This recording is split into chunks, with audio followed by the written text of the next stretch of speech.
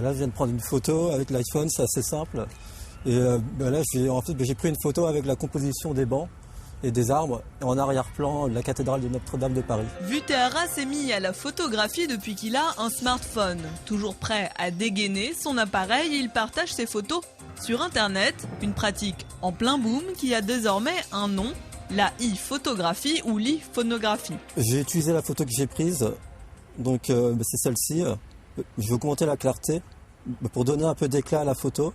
Ensuite, j'ai utilisé un filtre qui est vibrant, le premier, mais qui permet d'accentuer encore les couleurs. Mais j'ai la possibilité aussi d'ajuster les couleurs en pourcentage.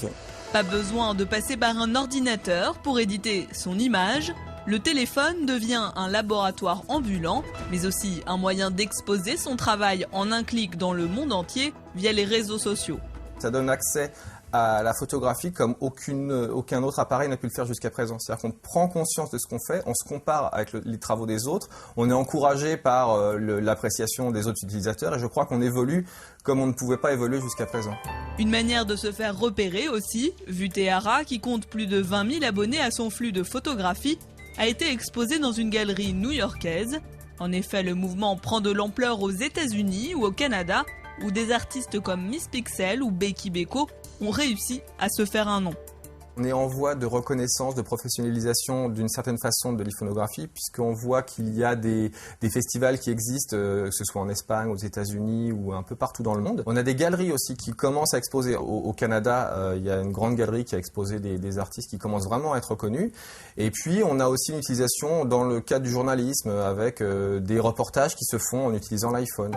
Certains photojournalistes se sont en effet laissés séduire par l'e-photographie.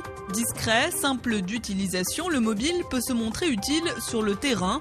L'Américain Damon Winter a ainsi pu publier ses images prises en Afghanistan dans le New York Times. Mais les professionnels du secteur restent prudents. Ces logiciels et les applications qui sont proposées sur les appareils portables ont un avantage et un inconvénient. Un, ils facilitent la vie, ils permettent de faire des réglages très faciles, très rapidement.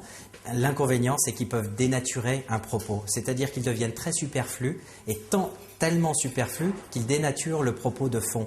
C'est la personne qui prend la photo qui fait la différence. Une photo qui raconte quelque chose, elle n'a pas besoin de superflu ou d'une application qui permet de rajouter des couleurs pour qu'elle soit bonne, intéressante et informative. Pas toujours facile de séparer le bon grain de l'ivraie sur la toile.